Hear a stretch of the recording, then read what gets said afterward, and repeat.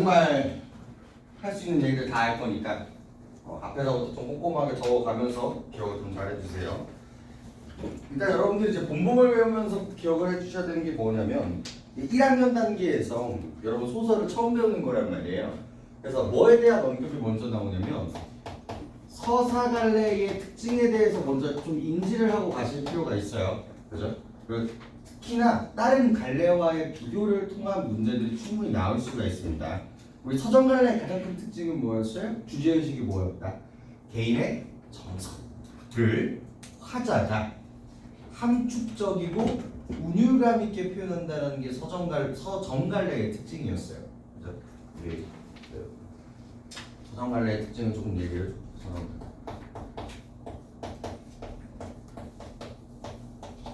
이 시로 대표되는 이 정서의 갈래들이 개인의 감정을 뭐를 통해서 화자를 통해서 운율감 있고 함축적으로 표현을 한다는 게 이 서정갈래의 가장 큰 특징이었죠.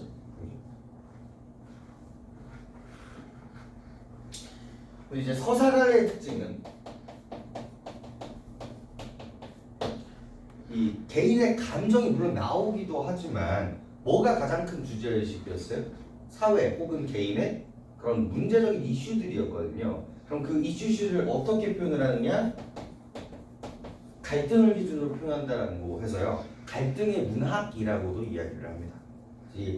누가 누구와 뭐 때문에 갈등을 하는지가 보면 그게 그 작품의 주제인 경우도 되게 많아요.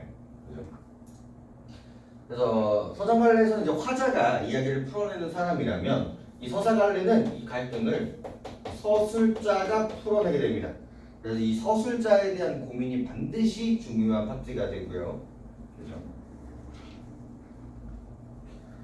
그리고 소설에서 이제 넘어가는데 소설의 3대 요소들이 등장을 하게 돼요. 그죠? 그래서 소설의 3대 요소가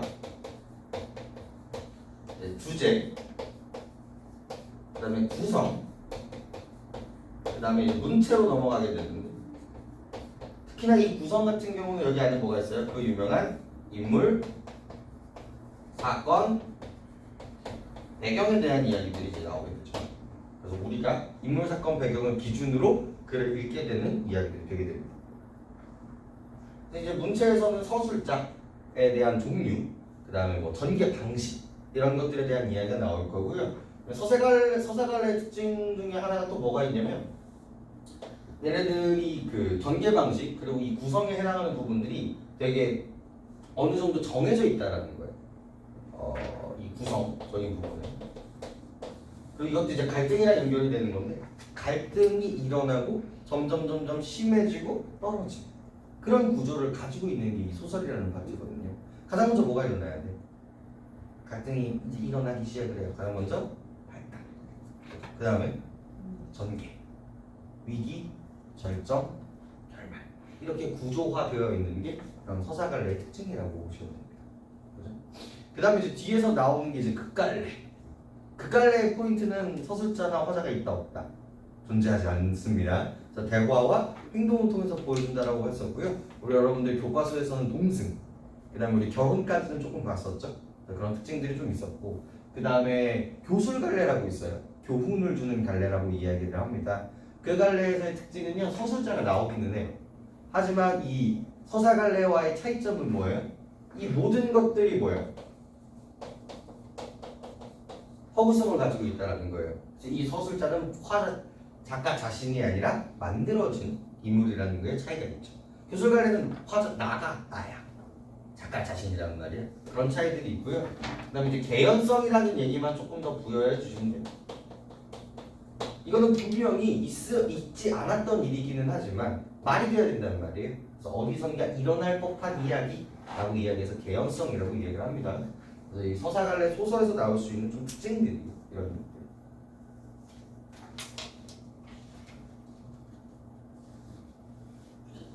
선생님의 프린트 중에 이런 갈래들을 구분하는 이야기들이 있다면 되게 디테일하게 좀 공부를 하실 필요가 있는 부분들이에요. 아직 이제 그런 부분이 언급이 되지 않았으니까 간단하게라도 이 정도만 좀 잡고 넘어갈게요. 그렇죠? 그래서 이제 본범으로 들어가게 되는데, 그리고 이제 그 중에서도 유독 본범을 배우는 이유는 뭐냐면요, 이 문체에서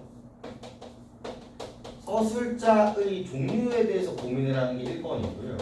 그 다음에 전개 방식에 대해서 고민하는 게 2번인데, 수능에서도 가장 많이 물어보는 포인트들이에요. 이 서술자의 종류 중에 뭐를 형상화하기에 가장 적합한 작품이에요? 1인칭 주인공 시점 을 이야기하는 데 가장 적합한 작품이기도 하고요. 그리고 전개 방식 중에서 뭐가 있어요? 시간의 흐름 중에서도 역순행적 구성이라는 것을 이미지화하는데 가장 적합한 작품 중에 하나예요. 그래서 많은 교과서에 이 본범이라는 작품이 실리게 되는 겁니다. 여러분뿐만이 아니라 다른 학교 수업에서도 이놈의 본범을 매일 하게 되는 거예요. 그리고 우리 1월 달에 가장 먼저 소개해드린 이유도 가장 많이 다루기 때문에 그렇습니다. 이 두 가지의 이미지를 만든다는 점에서 좀 공부를 해주셨으면 좋겠어요. 알겠죠? 그러니까 앞으로 방향성이 뭐야? 1인칭 주인공 시점에 그 대표성을 띠는 작품을 넣은 거고, 봐봐. 1인칭 관찰자 시점은 우리가 뭐 배웠어? 기억나나? 1인칭 관찰자 시점에 이미지가 있어야 돼요. 작품이 뭐 있었어? 중요한 9편에. 그렇죠. 9편례라는 작품이 있었어요. 거기서 나가 권씨를 바라보고 있었던 거였죠. 그럼 전적 작가 시점에서 좀 괜찮았던 작품이 뭐였어요? 링? 우리 소설 2개밖에 안 했나? 여러분들은 그냥 바로 동승으로 갔으니까. 그래서 여러분들이 지금 1인칭 주인공 시점을 배우잖아요. 그러면 다른 서술자로 바꿔줘요. 보기로. 혹은 다른 외부 작품을 갖다 줄 건데 그 작품이 이제 서술자가 차이점이 좀 있을 겁니다. 여러분 학교 선생님에서 동백꽃을 보여준 이유는 뭐겠어? 그렇지. 1인칭 주인공 시점의 이미지를 조금 더 강하게 하기 위해서라는 거죠. 공통점을 보시면 됩니다. 조금 이따 다시 한번 얘기를 하겠지만 1인칭 주인공 시점의 가장 큰 특징은 뭐예요? 1인칭 주인공 시점의 왜 작가가 1인칭 주인공 시점을 쓰는 거야? 주인공의 심리 상태와 그 변화를 가장 잘 전달할 수 있는 서술 문체이기 때문에 그렇습니다. 그런 이야기들까지 좀 보시면 좋을 것 같네요. 본격적으로 이제 작품으로 한번 들어가 보죠. 자, 가장 먼저 이제 제목이 본범으로 시작을 해요. 여기서 할 수 있는 이야기들이 좀 있었죠. 이 본범 첫 번째가 이 작품의 배경이 되는 계절이에요. 계절적 배경을 상징한다라고 보시면 됩니다.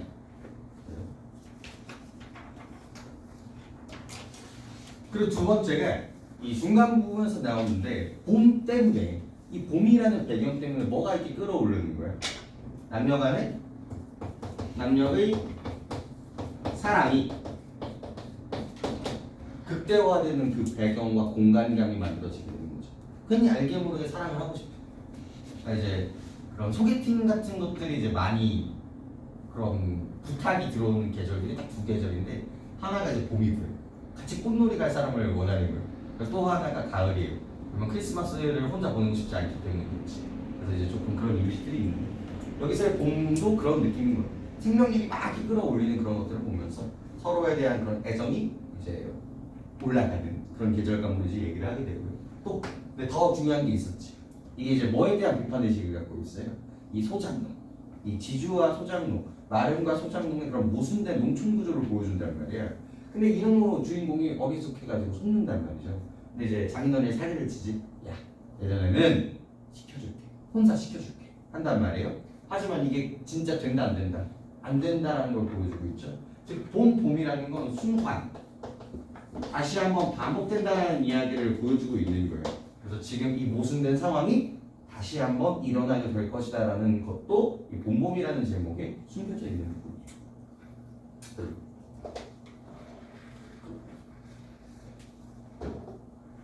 그렇습니다. 작품 볼게요. 그럼 제재연구 잠깐만 읽어보고 갈까요? 제재연구. 갈래는 단편 소설이고요. 배경이 농촌 소설입니다. 그리고 뭐 순수 소설 뭐 그냥 언급만 해주시면 될 것 같고요. 성격은 해학적, 희극적, 토속적이 나오는데 전부 다 중요해요. 이 봄의 특징 중에 해학적이고 희극적이고 그리고 토속적인. 이 어휘들을 좀 익숙하게 해주시면 좋겠는데 이 해학이나 희극이나 좀 같은 결이라고 생각하시면 돼요. 웃기게 표현하는 거죠. 이 작품에서 이 어떻게 해학성을 만드는지가 되게 중요하게 벌어지게 되는 거예요. 그래서 뭐 우스꽝스러운 행동이라든지 우스꽝스러운 발언들이라든지 우스꽝스러운 상황들이 전부 다 이쪽으로 들어가게 될 거고요. 그다음에 주인공만 모르고 우리 주변 사람들은 다 알고 있잖아요. 그런 부분들에서 이제 해학성이 만들어지거든요. 그래서 글을 읽으면서 해학성이 만들어지는 부분들은요 좀 강하게 찝어주세요. 그래서 어떤 문제가 되게 많이 나오냐면 이렇게 밑줄 쳐줘요. 그래서 해학성을 보여주는 부분만 골라서 찍어라. 그래서 기억, 니은, 디귿, 리을, 미음 문제가 정말 많이 나오거든요. 그래서 조금 강하게 좀 보실 필요가 있는 거예요. 희극도 마찬가지야. 되게 웃기게 표현한다는 얘기가 되는 거고요. 후속이라는 얘기는요 시골적이라고 이야기를 보시면 됩니다. 첫 번째가 이제 배경이 시골이라는 점이고요. 두 번째가 향토적인 언어들, 방언들을 많이 쓰죠. 그런 부분에서 후속적이라고 우리가 볼 수가 있어요. 괜찮죠? 그 다음에 제재는 혼인 문제, 주제는 교활한 장인과 어리숙한 대릴 사이의 갈등과 대립. 이게 바로 표면적인 갈등이죠. 표면적인 주제의식이고요. 이제 내면적인 주제의식은 뭐예요? 모순된 농촌 현실에 대한 그런 환경, 뭐 갈등 이런 것들이라고 볼 수가 있어요. 이쪽에서 한 번 더 언급을 드려보도록 하겠습니다. 특징 보시면 1930년대 농촌의 현실을 바탕으로 인물 간의 갈등을 해학적으로 풀어낸다. 그래서 생각보다 가끔 나와요. 1930년대 농촌이에요. 1930년대 농촌. 그리고 이때 시대상은 언제예요? 시대상. 이거 언제 쓰인 거예요? 이 본보기라는 작품. 우리 김유정 아저씨. 이 결국은 일제감정기 쪽을 기반으로 하고 있는 부분들이거든요. 근데 이 사람이 비판을 받는 이유는 뭐냐면, 그러니까 교과서에 실릴 수 있는 정도의 작품이면요, 정말 그 당시에 1번으로 꼽히는 사람들인 거예요. 그죠? 그래서 문학성을 인정받아서 여기서 실린 거예요. 근데 그나마 이 사람을 이제 비판할 수 있는 그런 부분들을 찾으라고 하면 그 당시에는 뭐야? 사회주의 글들이 되게 많았단 말이에요. 뭐 일제감정기를 현실적으로 보여주면서 리얼리즘 문학이라고 해서 그런 것들을 그대로 보여줌으로써 이제 비판적인 의식들을 보여주고 있었거든요. 야, 우리 상황이 이렇다, 이겨내야 된다, 이렇게. 근데 얘는 어때? 되게 해학적이고 위트 있게 표현을 했단 말이에요. 그래서 그 당시의 사회상을 제대로 반영하지 않았다, 이런 식으로 비판할 수 있는 여지는 있어요. 보기적인 부분에서 이렇게 나오면. 하지만 그래도 이 나름대로 그 내부에 그런 문제의식이 숨어져 있다 정도는 알고 계셨으면 좋겠어요. 그리고 인물의 심리가 섬세하게 묘사되고요. 이제 이게 1인칭 주인공 시점과 연결되는 부분이기도 할 거예요. 인물과 배경이 주제와 긴밀히 연결되어 있었다. 그래서 아까 전에 했었던 봄이라는 배경과 인물의 심리가 어떻게 연결되어 있는지를 보시면 좋을 것 같네요. 이거 말고도 중요한 특징들이 조금 있는데 작품을 보면서 우리가 하나하나 한번 잡아보도록 하겠습니다. 장인님 이제 저 하면서 가장 먼저 뭐야? 대사를 통해서 시작을 해요. 그래서 가장 많이 나오는 포인트가 뭐야? 독자들의 흥미 유발, 이런 부분들이 이제 등장하게 되죠. 자, 발단을 배경 소개 없이 바로 대화로 시작을 하여 독자로 호기심을 유발한다. 정말 많이 나오는 부분들이에요. 소설 같은 경우는 항상 뭐를 먼저 보여주는데 인물, 사건, 배경을 먼저 던져줘요, 이 서술자. 근데 그런 거 없이 그냥 바로 대사를 친다는 것 자체가 차이점을 갖고 있다고 보시면 되겠고요. 내가 이렇게 뒤통수를 긁고 나이가 찼으니 성례를 시켜줘야 하지 않겠느냐고 대답을 하면 이 자식아, 성례고 뭐고 미처 자라야지 하고 맙니다. 이 자리에서 자라야 한다는 것은 내가 아니라 장차 내 아내가 될 정순이의 키 말입니다. 자, 여기서 내 동그라미 쳐볼까요? 여기서 잡고 가셔야 되는 부분들이 뭡니까? 바로 인칭에 대한 이야기가 되겠죠. 제발 외워주셔야 돼요. 대충 외우시면 큰일 납니다. 서술자의 동료에 대한 이야기가 반드시 등장하게 될 거예요. 그래서 우리 소설의 서술자의 종류는 크게 두 가지로 나눌 수가 있었죠. 하나가 1인칭과 또 하나가 3인칭으로 나눌 수가 있어요. 1인칭이라는 건 서술자가 내부에 있다라는 뜻이고요. 3인칭이라는 건 서술자가 외부에 있다라는 뜻이에요. 작품 외부에. 자, 여기가 1인칭과 3인칭을 이제 물리적으로 구분할 수 있는 방법은 뭐였어요? 나, 우리라는 단어였죠. 그래서 나나 우리가 등장을 하면 1인칭이 될 거고요. 그녀 혹은 이름을 불렀을 때는 3인칭이 되는 거예요. 근데 여기서는 네라고 이야기를 했으니까 1인칭이라는 걸 우리가 확인할 수 있는 거겠죠. 여기서 끝나시면 안 되고요. 조금 더 디테일하게 들어가야 됩니다. 1인칭 주인공 시점과 1인칭 관찰자 시점으로 구분할 수가 있고요. 3인칭 주인공은 될 수가 없어요. 외부에 있으니까요. 관찰자 시점과 3인칭 그 유명한 전지적 작가 시점으로 우리가 좀 구분을 할 필요가 있습니다. 그리고 이 문제가 안 나오면 내 손에 장을 치지. 여러분들이 본봄에서 여기가 무조건 나올 거예요. 쉽게 나오면 1인칭 주인공 시점에 대한 이야기만 나올 거고요. 좀 어렵게 나오면 2인칭과의 비교 문제가 나올 겁니다. 주인공과 관찰자를 구분하는 지점들은 뭐예요? 일어나는 갈등이 누구 건지를 보시면 돼요. 일어나는 갈등이 나를 포함하고 있는 내 갈등, 그리고 내 이야기, 즉 자신의 이야기를 하고 있다면, 자신이 갈등을 하고 있다면 1인칭 주인공 시점이 되는 거고요. 내 이야기가 아니라 자꾸 누구의 이야기를 해요? 남의 이야기. 우리 아웃별의 구도에서 권씨처럼, 물론 나도 있지, 내 갈등이기도 하지만 계속 이 남을 언급하는 뉘앙스가 든다면요 1인칭 관찰자 시점이라고 보시면 됩니다. 그리고 여기서도 정말 많이 나오는데 3인칭과 관찰자와 전적 작가 시점을 구분하는 것은 뭐냐면, 관찰자는 말 그대로 관찰밖에 못하거든요. 그래서 얘는 모든 서술들이 추측을 기반으로 하고 있어요. 그는 화가 난 것 같았다. 그는 어제 경찰서에 있는 것처럼 보였다. 그는 영등포에서 온 것처럼 보였다. 이런 식으로 추측을 하게 되는 거고요. 이 전적 작가 시점은 말 그대로 모든 것을 알고 있다는 뜻입니다. 모든 서술이 뭐로 이야기해야 돼요? 확신을 기반으로 이야기를 하게 돼요. 그는 화가 났다. 그는 어젯밤에 경찰서에 있었다. 이렇게 그의 감정도 모두 알고요. 그의 역사, 지난 일들을 모두 다 설명할 수 있으면 전적 작가 시점이라고 이야기를 하게 되는 거예요. 이 부분이 되게 중요하게 다뤄지는 이유는 뭐냐면, 주제의식과도 되게 연관이 많이 되어 있기 때문에 그래요. 이 1인칭을 쓰는 이유는 뭐겠어요? 1인칭을 쓰는 이유는 뭐가 되게 센 서술이야? 주관이 되게 센 서술이 되는 거예요. 주관이.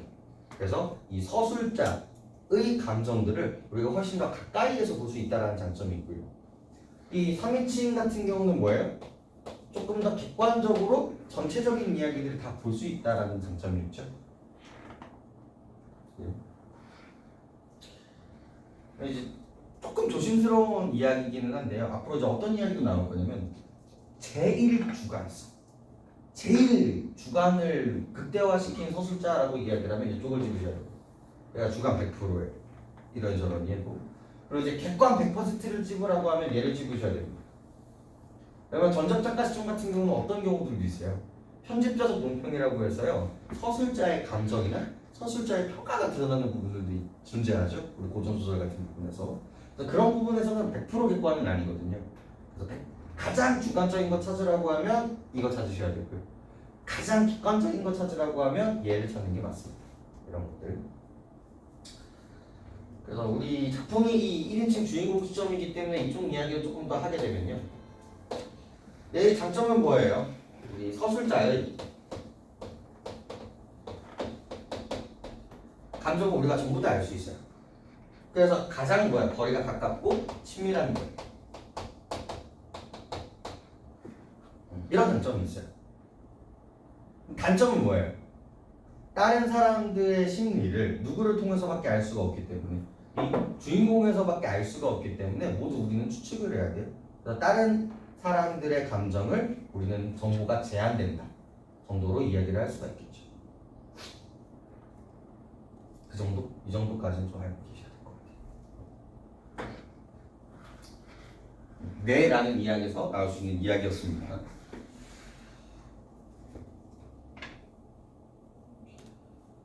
자, 그러면서 누구와 누구의 갈등이 바로 드러나게 돼요? 여기 있는 이 나와 장인어른과의 갈등이 등장하죠. 되고 갈등 중요해요. 외적 갈등이 이제 등장을 하게 되는데 이 갈등이 표면적인 이유와 이면적인 이유로 이제 등장을 하게 될 거예요. 그리고 이쪽도 안 나오면 제가 손에 잔을 쥐질게요. 왜? 소설. 이 서사갈래의 특징 중에 하나가 바로 이 부분이기 때문에 그렇죠. 서술자, 갈등. 이제 표면적인 이유는 뭐예요? 표면적인 이유는 우리 정순이의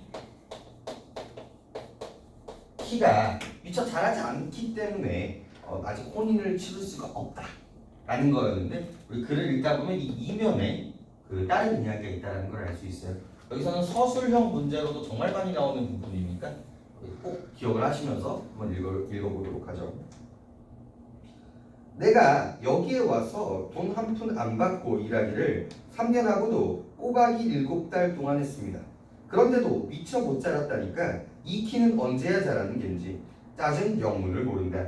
일을 좀 더 잘해야 한다든지 혹은 밥을 좀 더 덜 먹어야 한다든지 하면 나도 얼마든지 할 말이 있습니다. 하지만 정순이가 아직 어리니까 더 잘해야 한다는 여기에는 어째 볼 수가 없고 방범하고만 맙니다. 이래서 나는 애초에 계약이 잘못됐다는 걸 알았습니다. 이태면 이태, 3년이면 3년 기한을 딱 정해놓고 일을 해야 할 것이다. 덮어놓고 딸이 자라는 대로 성례를 시켜주마 했으니 누가 늘 지키고 서 있는 것도 아니고 그 키가 언제 자라는지 알 수 있겠는가. 그리고 난 사람의 키가 무럭무럭 자라는 줄 알았지 붓배기 키만 모르만 벌어지는 몸도 있는 것을 누가 알았으랴. 때가 되면 장인님이 어려나라 싶어서 군소리 없이 꾸벅꾸벅 일만 해왔다. 그런 말이다. 장인님이 지가 다 알아차려서 어참 너 일 많이 했다. 그만 장가 들어라 하고 살림도 내주고 해야 나도 좋을 것 아니냐. 시치미를 딱 떼고 도리어 그런 소리가 나올까봐 지레 펄펄 뛰고 이야다니라. 명색이 좋아 대리사위지 일하기도 승겁기도 할 뿐더러 이건 참 아무것도 아니다. 그러면서 나가 자신의 감정을 표현을 하면서 동시에 여태까지 일어났던 일들에 대해서 좀 이야기를 하고 있죠. 그리고 그 옆에 나와 장인의 상반된 성격이라고 이야기가 나오고 있어요. 그래서 나는 어떤 성격을 갖고 있어요? 한 단어로 표현을 하죠. 우리 여러분들 학교에서도 쑥맥이라는 단어를 적었던 그 학습 활동이 있었을 거예요. 한 단어로 표현을 하면 어리숙하다. 순진한, 쑥맥이나 이런 어휘들이 이제 등장을 하게 될 거고요. 우리 장인어른 같은 경우는 어떤 성격들이 나와요? 교활한, 의문스럽다. 뭐 이런 서술들이 이제 등장하게 되죠. 옆에 그 교과서적인 단어들을 조금 보시면 좋아요. 표면적으로는 뭐지만 이 혼례에 대한 문제지만 그 내면적인 문제에서는 뭐야? 결국은 노동력 착취가 있는 거예요.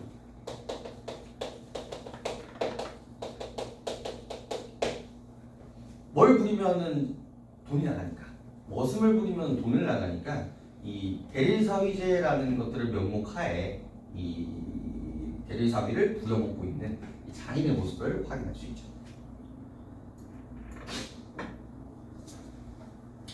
그리고 높아심에 하는 말씀을 드리면요, 옆에 어휘들이 좀 나와요. 쑥맥, 대리사위, 내외, 온물길 이런 거 있죠. 가끔 한 문제 정도 어휘력 테스트 문제가 나옵니다. 여기에 대한 뜻으로 올바르지 않은 것, 고레시오마 이런 거 있죠. 한 문제 정도 나올 수 있는 가능성이 있으니까 가장 좋은 거는 여러분들이 읽으시면서 모르는 단어 전부 다 확인하는 것들인데 그게 좀 제한이 된다면 교과서에 있는 어휘 정도는 조금 눈여겨주세요. 정도는 봐주시고요. 쑥맥이 그걸 모르고 점순이의 키 자라기만을 까맣게 기다리지 않았나. 언젠가는 하도 갑갑해서 자를 가지고 덤벼들어 그 키를 한번 재볼까 했다마는, 자 끊어볼게요. 쑥맥이 그걸 모르고 점순이의 키 자라기만을 기다렸다라고 이야기하면서 쑥맥이라는 단어가 나와요. 그러면서 여러분들 또 잡으셔야 되는 개념이 뭐예요? 인물 성격 제시 방식이 있어요.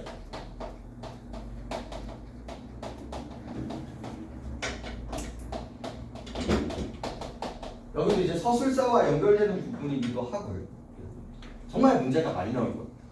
인물 성격 제시 방법은 크게 두 가지로 나눌 수가 있는데 하나가 직접 제시가 있고 또 하나가 간접 제시가 있어요. 적어가라. 나중에 틀리기만 해. 그냥 얼굴이야.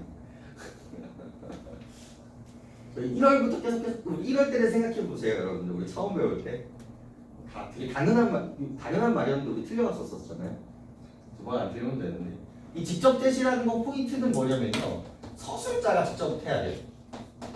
서술자가 직접 얘기를 해야 돼요. 그 감정 혹은 그 성격에 대해서. 그는 나쁘다. 숙맥이다. 뭐 의문스럽다. 이런 단어들이 언급이 돼야 돼요. 1인칭이든 3인칭이든. 서술자가 해야 돼요. 근데 이 간접이라는 거는요. 서술자가 언급을 하는 게 아니라 뭐야? 이 사람들의 대사는 조금 대화나 이 행동을 통해서 표현을 한다는 거지. 어서 빨리 가서 일해! 뭐야? 좋아라. 그리고 좀 나쁜 성격. 이렇게 얘기를 할 수가 있겠죠. 그럼 조심하셔야 되는 건 뭐냐면 간접 제시. 이렇게 대사 안에 있는 것들은 전부 다 간접 제시예요. 서술제가 얘기하는 게 아니라 이 인물들이 발화를 하잖아요. 그런 발화에서 나오는 것들은 전부 다 간접 제시라고 생각을 해주시면 돼요. 이 서술자와 이 아닌 것, 이 차이점에 대해서 좀 생각을 해주시면 돼요. 그래서 숙맥이 그걸 모르고는 뭐야? 1인칭 주인공이 그걸 얘기하고 있기 때문에 뭐야? 직접 제시된 부분이라고 볼 수가 있는 거예요. 이 작품 같은 경우는 직접 제시인지 간접 제시인지를 구분하는 문제가 많이 나오는 편입니다. 정확하게 개념을 인지하시고 포인트를 잘 잡아주세요. 됐죠? 그래서 언젠가는 하도 갑갑해서 자를 가지고 답답해 덤벼들어 그 키를 한번 재볼까 했다마는 이라고 얘기하죠. 아까 전에 이 작품에서 포인트 중에 하나가 뭐였어요? 해악성을 제시한다라고 이야기를 해요. 여기서 이제 해악을 만드는 첫 번째 방법이 이렇게 등장을 하고 있죠. 자신의 답답한 심정을 이렇게 행동을 통해서 표현을 하는데 이 사람의 행동이 이제 해악적인 웃음을 만들어준다는 거지. 우리는 장인님이 내외를 한다고 해서 마주서 이야기 한마디 하는 법이 없습니다. 우물길에서 어쩌다 마주칠 적이면 겨우 눈어림으로 재고 보는 것인데 그럴 때마다 나는 저만큼 가서 재미키도 하고 논둑에다가 침을 뱉습니다. 여기도 이제 넘버링을 한번 해보시죠. 재미키도 이런 이 사람들의 그런 비속어라든지 이런 방언들 역시도 뭘 만들어주는 거예요? 해악적 웃음을 만들어준다는 것도 기억해 두세요. 뒤쪽에서 한 번 더 나올 겁니다. 아무리 잘 봐야 내 겨드랑이 밑에 너물락 말락 반낮 요 모양이다. 개 돼지는 푹푹 크는데 왜 이리도 사람은 안 크는지 한동안 머리가 아프도록 궁리도 해보았다. 아하, 물동이를 자꾸 이니까 뼈다귀가 움츠러드나 보구나 하고 내가 던듯이 그 물을 대신 길어다 주었다. 뿐만 아니라 나무를 하러 가면 소당당에 돌을 올려놓고 점순이 키 좀 크게 해주십시오. 그러면 다음에 떡 갖다 놓고 고사를 드립시오 하고 치성도 한두 번 드린 것도 아니다.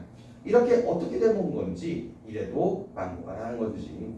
끊어볼까요? 여기서 이제 이 문단에서 나올 수 있는 포인트가 뭐라고요? 해악적 웃음을 유발하는 포인트를 잡는 거예요. 그래서 첫 번째가 이 사람의 심정. 그리고 두 번째가 이 방언. 그리고 세 번째가 동물과 인간의 비교. 그죠? 네 번째가 우리 치성을 드리는데 뭐가 바뀌었어요? 순서가 바뀌었죠. 이 네 가지 부분에서 해악적 유발 포인트라고 할 수가 있습니다.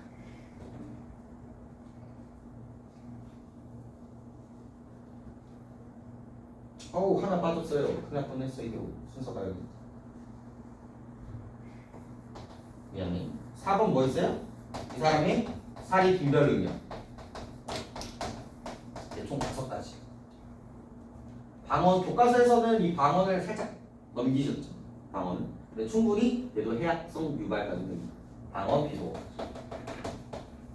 헷갈리니까 이렇게 1번, 2번, 3번, 4번, 5 플러스까지 뒤에서 나와요. 방언 같은 경우는. 그래서 여기에서 한 가지 정도 뭐 할 수 있어요? 한 가지 뺀 다음에 이상한 거 집어넣을 수 있는 문제 형식이 만들어지겠죠? 외워두세요. 여기 파트 같은 경우. 그러면서 옆에 보시면 이 작품의 시점이 뭐냐라고 이야기를 하죠. 그래서 1인칭 주인공 시점의 특징을 외운다고 생각하시고 잡아두시면 됩니다.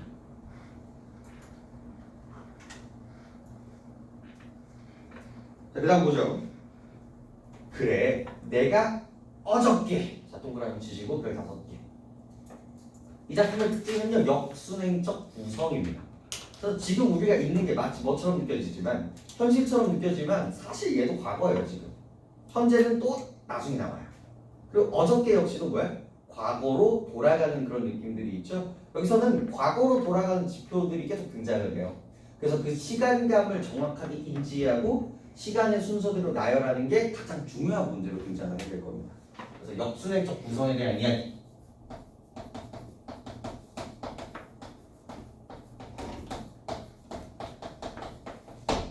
이 이야기가 나올 거고요. 그러니까 가장 많이 나오는 문제가 뭐냐면 마지막 결말 부분에서 순서가 역전되죠. 그러니까 그렇게 쓴 이유가 뭐냐. 그런 식의 문제들이 제일 많이 나와요. 일단은 조금 인지해 두시고요. 그리고 여기 있는 어저께를 포인트로 왔다 갔다 하는 부분들을 인지를 해두세요. 그래, 내가 어저께 싸운 것이지 결코 장인님이 밉다든가 해서가 아니다. 도면에서 한번 잡아드렸었는데 이런 감정들이 되게 중요해요. 이 사람은 장인님을 진정 미워하고 있다 OX예요? X란 말이에요. 갈등을 함에도 불구하고 얘는 장인님을 본질적으로 미워하지 않아요. 얘가 어떤 이 나의 어리숙하고 순진한 모습을 보여주는 부분이기도 하고요. 근데 이제 내신 문제는 되게 까탈스럽게 나온단 말이에요. 그럼 얘를 미워한다 라고 하면 이제 틀린 얘기가 되는 거예요. 이런 것들. 그래서 전부 다 그런 것들을 찾아보시면 될 것 같고요. 뭐를 묻다가 가만히 생각해 보니까 또 싱겁다. 이 벼가 자라서 점순이가 먹고 좀 큰다면 모르겠지만 그렇지도 못할 것을 내가 심어서 뭐라는 거냐. 해마다 앞으로 축 붉어지는 장인님의 아랫배, 그 배를 불리기 위해서야 조금도 하고 싶지가 않다. 아이고 배야, 나는 물을 붓다 말고 배를 싸담으며 그대로 논둑으로 기어올랐다. 그리고 겨드랑이에 껴있는 벼 담긴 키를 그냥 땅바닥에 털썩 떨어치며 나도 털썩 주저앉았다. 일이 암만 바빠도 내 배 아프면 그만이니까. 아픈 사람이 누가 일을 하느냐. 파릇파릇 돋아오는 풀 한 숲을 뜯어 들고 다리에 거머니를 쓱쓱 문대며 장인님의 얼굴을 쳐다보았다.